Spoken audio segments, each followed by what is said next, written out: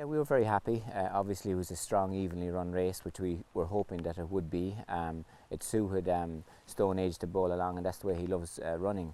He relaxed very well, and obviously he had to be in a good place to do what he did. It was very competitive. It was a solid end-to-end gallop. Ryan gave him a brilliant ride, and he did everything what we hoped he would do. At the Curragh, he fought very well the last 3 furlongs off a slow pace, but at Leopardstown the pace was strong and he had to do the same thing, so we were really happy really. Obviously it was nip and tuck all the way up the straight, and he probably got on top the last half a furlong, and maybe going to the line he was probably well on top, but we obviously knew he was a very good horse as well, so no, we were delighted.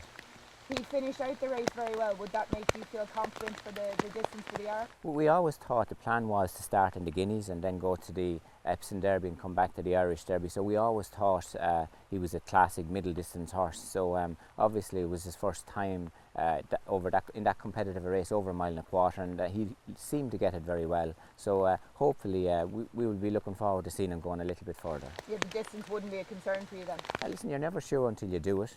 But he always looked like a horse that would be very comfortable at middle distance really. Lovely ground is what he would love. He's a lovely, long striding, good moving horse, and puts himself flat on the ground when he's asked to quicken. So obviously nobody wants extremes of going, and obviously heavy ground, it's a real unknown for everybody. So we would be delighted with good ground or better. What do you think are his attributes when you're talking there about the things for the going? What are his attributes that make him so talented? Yeah, I suppose he cruises very well, he relaxes and he quickens, he's very tough, and he fights, you know, so he has all the attributes of a very top class, high class colt really. He was very unlucky in the Guineas, we felt. He clipped heels after going 20 yards, and he was only beaten a length and 3/4, which we felt was a massive run. He was on the back foot through the whole race, and he still was there closing at the line. You said that you had to go very hard in him building up to the Irish Champion Stakes.